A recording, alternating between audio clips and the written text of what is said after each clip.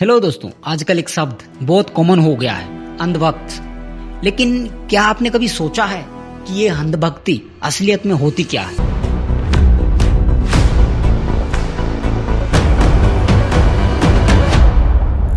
दोस्तों, ये वो लोग हैं जो किसी पार्टी को पसंद नहीं करते। हर किसी की अपनी चॉइस होती है। ये वो लोग होते हैं दोस्तों जिन्होंने एक पार्टी को अपना देश और एक नेता को अपना भगवान मान लिया है। जब किसी की आंखों पर किसी नेता का चश्मा चढ़ जाता है ना, तो उसे देश की असली दिक्कतें दिखनी बंद हो जाती है।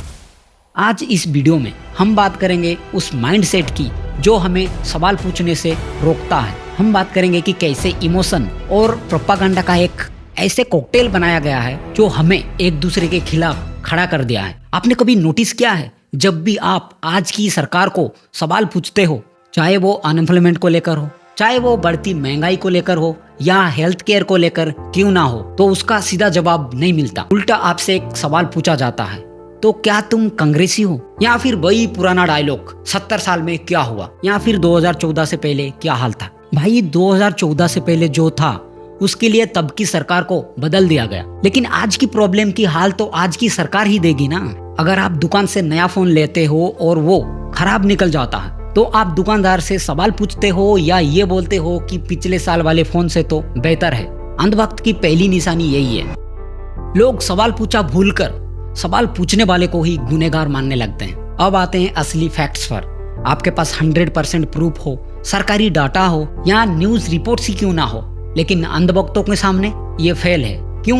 क्योंकि उनके लिए सबसे बड़ा सच व्हाट्सएप यूनिवर्सिटी से आता है। इन मैसेजेस में ना लॉजिक कम और हिंदू मुस्लिम ज्यादा होता है। इन्हें जॉब्स, एजुकेशन और डेवलपमेंट पर ज्यादा मतलब नहीं होता। इन्हें बस ये देखना होता है कि कहाँ लड़ाई हो रही है। जब कोई देश के डेवलपमेंट या इंफ्रास्ट्रक्चर पर सवाल उठाता है, जैसे गिरते हुए ब्रिजेस या खराब रोड्स, तो उससे एंटी नेशनल कह दिया जाता है। पाकिस्तानी या आतंकवादी का टैग लगाना तो आजकल बहुत आसान काम है। अगर आप पॉलिसी का विरोध कर रहे हो तो आप देश का विरोध नहीं कर रहे हैं, आप सिर्फ अपना हक मांग रहे हो। पर अंधभक्त ये कभी नहीं समझेंगे।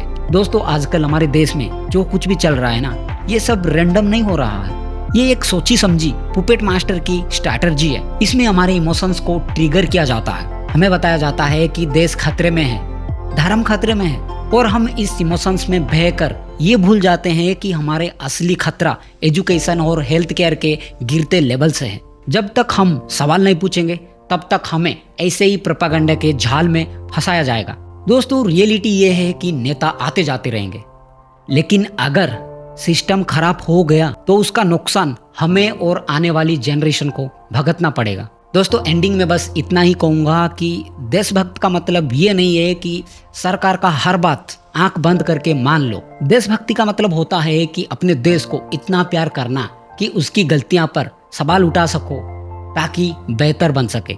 सवाल पूछिए महंगाई पर, नौकरियां पर और अपने अधिकारों पर, क्योंकि नेताओं के लिए हम सिर्फ एक वोट है, लेकिन हमारे लिए ये हमारा जीवन है। आपको क्या लगता है, क्या हम सवाल पूछना भूलते जा रहे हैं?